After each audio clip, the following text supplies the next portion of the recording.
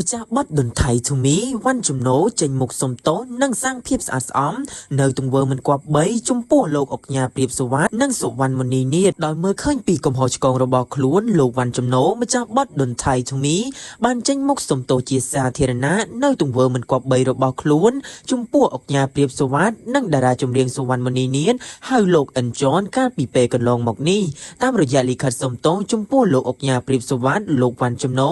បានរៀបរាប់ពីសកម្មភាពដែលខ្លួនបានប្រើពាក្យប្រៀបធៀបនិងបង្អាប់ប្រមាថមើលងាយនិងអះអាងបំភ្លើសទៅដល់លោកអុកញ៉ានិងក្រុមគ្រួសារដែលបានតាមរយៈសកម្មភាពនិងទង្វើទាំងអស់នេះបានធ្វើឲ្យប៉ះពាល់យ៉ាងធ្ងន់ធ្ងរដល់កិត្តិយសនិងកិត្តិនាមសេចក្តីថ្លៃថ្នូរនិងមុខរបរការងាររបស់សុវណ្ណមនីនាថនិងគ្រួសាររបស់លោកអុកញ៉ាព្រាបសុវត្ថិជាមួយនឹងការដឹងកំហុសនេះលោកវ៉ាន់ជំណូក៏បានបង្ហាញការសោកស្ដាយផងដែរចំពោះសកម្មភាពទាំងអស់និងទង្វើរបស់ខ្លួនដែលបានប្រព្រឹត្តកន្លងមកនិងទទួលស្គាល់ថាដោយសារតែខ្លួនមានការយល់ច្រឡំនិងមិនបានគិតគូរពិចារណាឲ្យបានវែងឆ្ងាយក្នុងរឿងនេះលោកវ៉ាន់ជំណូក៏បានទទួលស្គាល់កំហុសនិងសន្យាថាមិនធ្វើទង្វើណាមួយប៉ះពាល់ដល់អុកញ៉ាព្រាបសុវត្ថិនិងក្រុមគ្រួសារទៀតនោះទេ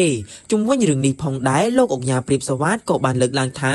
នៅក្នុងនាមជាជនជាតិខ្មែរមុននឹងខមមិនឬសែអ្វីមួយត្រូវភ្ជាប់មកនូវសីលធម៌សុជីវធម៌វប្បធម៌ដែលទាំងអស់នេះអាចស្ដែងឡើងតាមសីលធម៌វប្បធម៌សង្គមរបស់យើងមួយផងដែរសូមជម្រាបជូនថាកាលពីថ្ងៃទី13ដល់ថ្ងៃទី15ខែវិច្ឆិកាកន្លងមកនេះលោកវ៉ាន់ជំណូបានធ្វើការចែករំលែក share comment បង្ហោះនៅលើបណ្ដាញសង្គម Facebook និង YouTube ដោយបានប្រើពាក្យប្រៀបធៀបនិងបង្អាប់ប្រមាថមើលងាយនិងអះអាងបំភ្លើសទៅដល់លោកអុកញ៉ាព្រាបសុវត្ថិនិងក្រុមគ្រួសារដែលទង្វើទាំងអស់នេះបានធ្វើឲ្យប៉ះពាល់ដល់កិត្តិយសកេរ្តិ៍ឈ្មោះរបស់អុកញ៉ានិងក្រុមគ្រួសារផ្ទាល់តែម្ដង